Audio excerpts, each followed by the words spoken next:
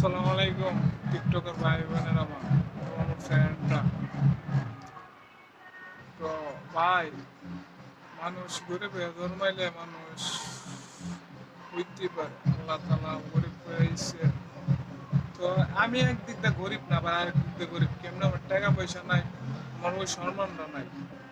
তো সম্মান নাই, আমার আল্লাহ তালা সম্মান দিচ্ছে না, আমার আল্লাহ তালা আবার দিতেও পারে। আল্লাহ তালা কিউরিতে মন, কিউরিতে দন, কিউরে মন দা পরীক্ষা করে, কিউরে দন দা পরীক্ষা করে। তো আল্লাহ দিলে আমার দন না থাকলে কিন্তু আমার মন আছে, আমার আল্লাহ দিলে মন আছে।